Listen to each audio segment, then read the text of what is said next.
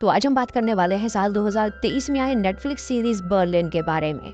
दूसरी series money heist का prequel है, जहां में बर्लिन की कहानी बताई गई है और दिखाया गया है कि पहले वो कैसे चोरियां किया करता था।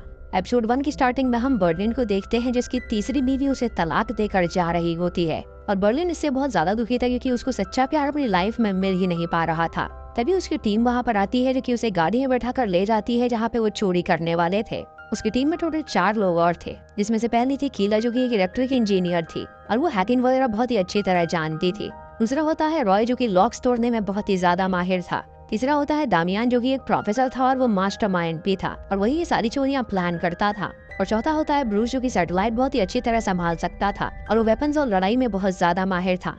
वो पांचों पुलिस वाले बन के एक रॉयल डिनर में पहुंचते हैं, जहाँ पे वो एंटोनियो नाम के बंदे को एक फेक सर्च वारंट दिखाते हैं और उसे कहते हैं कि उन्हें खबर मिली है कि वो महंगी चीजों की स्मगलिंग करता है, इसीलिए उन्हें उसकी तिजोरी की तलाशी लेनी होगी। इस सुनकर एंटोनियो बर्लिन को अपनी तिजोरी में ले जाता है और वहाँ पे बर्लिन एंटोनियो को बताता है कि दरअसल वो पुलिस वाले हैं ही नहीं, वो बस यहाँ पे वो प्राचीन प्याला लेने के लिए आए हैं जो कि उसके पास मौजूद है। एंटोनियो वहाँ पे लड़ाई नहीं चाहता था, इसीलिए वो प्याला उसे वो सौंप देता है। उसके बाद जब वहाँ से जाने लगते हैं तो एक बंदा उनसे कहता है कि उसे वो कहीं से पुलिस वाले नहीं लगते। तभी बर्लिन उस बंदे को बाहर लेकर जाता है और उसे घुटनों पे ले आता है और उससे कहता है कि वो सबके सामने हीरो बनने की कोशिश ना करे, वरना वो एक गोली में उसका सर उड़ा देगा। वो से भी कहता है कि वो जानता है कि वो अपनी गर्लफ्रेंड के सामने हीरो बनने के लिए ये सब कर रहा है, लेकिन वो ये बात याद रखे कि प्यार जैसी कोई चीज इस दुनिया में नहीं होती। अगले दिन वो एक होटल में रुकते हैं जहाँ पे वो अपनी प्लानिंग करने वाले थे। बर्लिन एक और मेंबर को ज्वाइन करता है जिसका नाम कैमरन होता है और उस लड़की को किसी ने धोखा दिया था, जिसकी वजह से वो बहुत ज्यादा मेंटली इल हो गई थी, लेकिन अब वो रिकवर कर गई थी और उनका साथ चोरी में देने के लिए आई थी।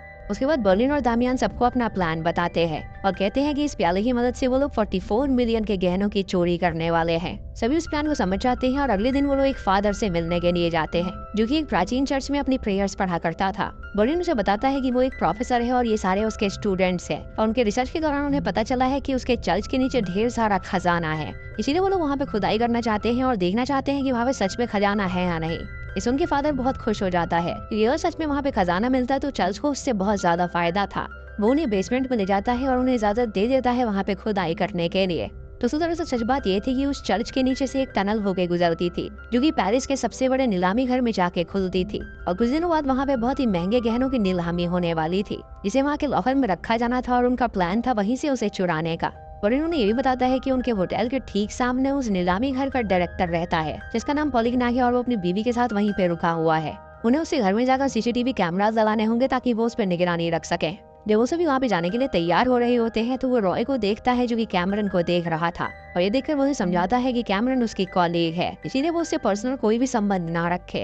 ये सुनिए रॉय उससे कहता है कि वो चिंता ना करे, वो ऐसा हरगिज नहीं करेगा। कुछ देर बाद पॉलिग्नाक जब अपनी वाइफ के साथ उस बिल्डिंग से बाहर निकलता है तो वो सभी उसके घर में बहुत ही चालाकी से दाखिल हो जाते हैं और कई सारे कैमरास फिट कर देते हैं। रात को रॉय कैमरन के पास आता है और उससे कहता है कि वो उसे ऐसे ना देखा करे, कि बर्लिन को बिल्कुल भी पसंद नहीं है कि वो दोनों कोई रिलेशनशिप में आए। इसे बर्लिन और दामियान पॉलिग्नाक और उसकी वाइफ पे नजर रख रहे थे और दामियान बर्लिन से कहता है कि वो चिंता ना करे, उसे कोई ना कोई लड़की जरूर मिल जाएगी। उसकी वाइफ और वो 25 साल से एक साथ हैं और वो दोनों कभी अलग होने का सोचते ही नहीं है। ये सुन के बर्लिन उससे कहता है कि सच्चा प्यार जैसी कोई चीज नहीं होती। तभी बर्लिन पॉलिग्नाक की वाइफ को देखता है, जो कि उसके सोने के बाद अपनी लाइफ एंजॉय कर रही थी। फिर वो देखता है कि वो कपड़े पहन के बाहर जा रही है, तो वो भी उसका पीछा करता है और एक बार में पहुंचता है, जहाँ पे वो देखता है कि बार में उसकी वाइफ गाना गा रही है। ये देखकर उसे उससे प्यार हो जाता है और वो उसे पाने का सोचता है।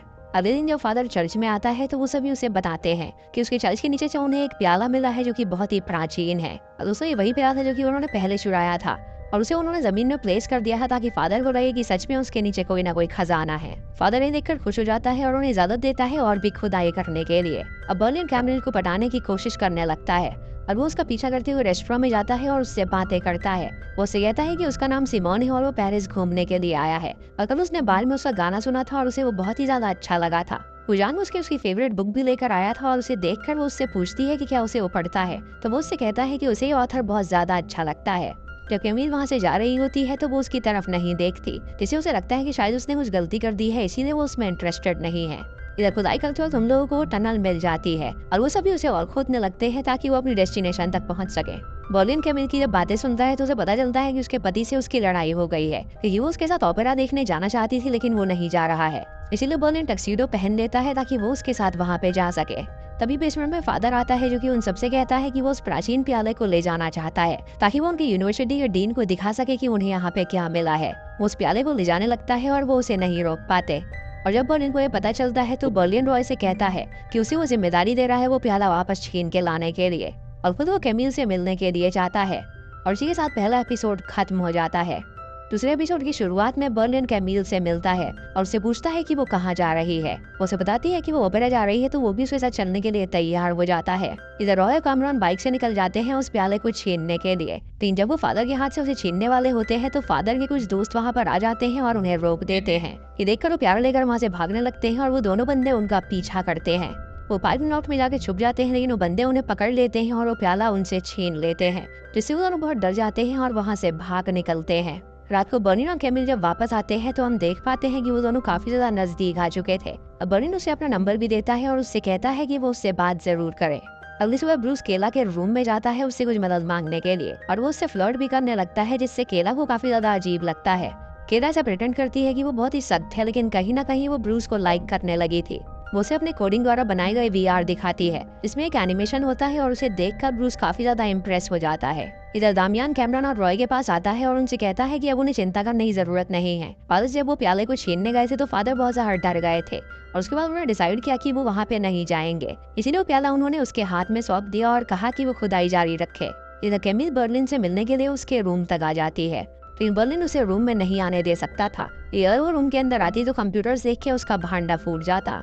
उसे बाहर ही अटेंड करता है और उससे कहता है कि वो अंदर नहीं आ सकती, क्योंकि वो शादीशुदा है और कहीं उन्हें देखकर कोई गलत ना समझे। ये सुनकर कैमिल वहाँ से जाने लगती है और तभी बर्लिन को बहुत ज्यादा बुरा लगता है, इसीलिए वो तुरंत लिफ्ट में जाता है और उसे किस कर देता है, और यहाँ से उन दोनों का रिलेशनशिप स्टार्ट हो जाता है।